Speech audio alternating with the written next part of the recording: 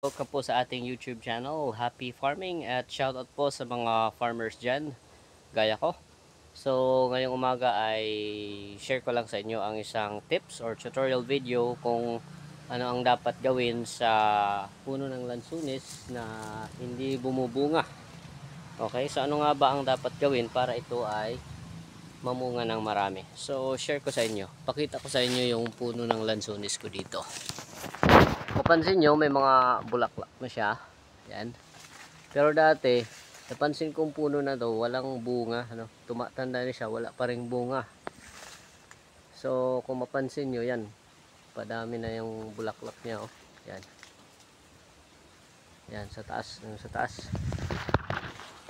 Okay, so may nalaman akong technique. Kasi kung mapansin nyo dito sa pinaka-body ng, ng lansunis, guys. Mapansin nyo dito may mga uod yan dito, di ba? Mga uod. So ang gagawin nyo ay gagamit kayo ng something na magtatanggal sa uod. Pwede yung itak. Okay, ganyan. Ganyanin nyo yan.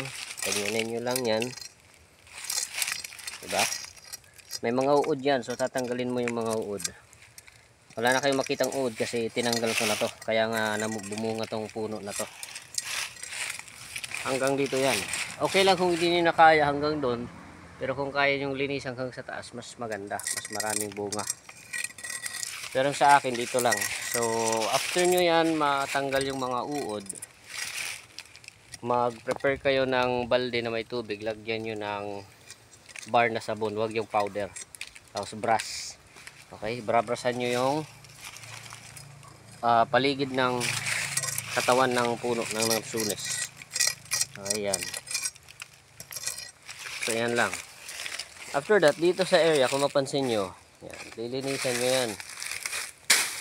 Ayan. Kasi ayaw ng lansunis na madaming damo. At yung mga tuyo na dahon ng lansunis, ipupundok nyo yan. Okay, tapos susundihan nyo para mayroong smoke. Yan yung smoke na papatay doon naturally sa mga insekto sa taas. Okay? So ito ang puno ng lansunis ko. So yun lang guys, yan lang po yung tutorial natin sa umagang ito. If you like this video, please don't forget to share, comment, and subscribe. Happy farming everyone. Bye bye. Wow.